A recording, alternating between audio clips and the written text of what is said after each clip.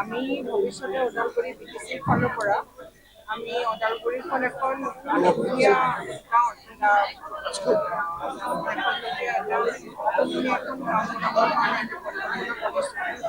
ইতিমধ্যে আমাৰ বিটিচিৰ ফালৰ পৰা ইয়াতে এখন হেৰি আমাৰ মিনি কেবিনেট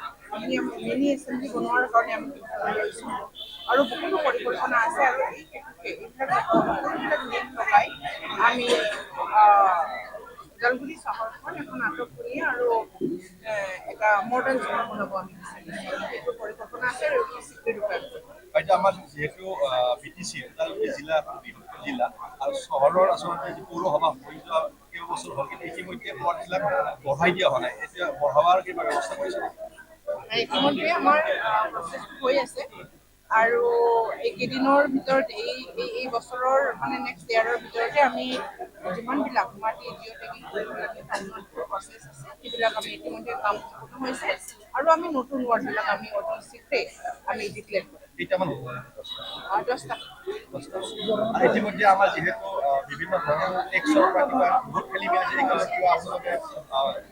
মানুহক ৰেহাই দি ব্যৱস্থা কৰিব লাগে কেনেকুৱা ধৰণৰ টেক্সবিলাক ইতিমধ্যে আমি এইটো বিষয়েও ডিছকাশ্যন কৰিছোঁ যোৱা কেইবাদিন আগতে আমাৰ সকলো উত্থাপন হৈছে বিভিন্ন চহৰৰ পৰা আমাৰ 16খন আমাৰ চহৰ আছে বিটিচিত পৌৰসভা আছে এই 16খন পৌৰসভাৰ বিভিন্ন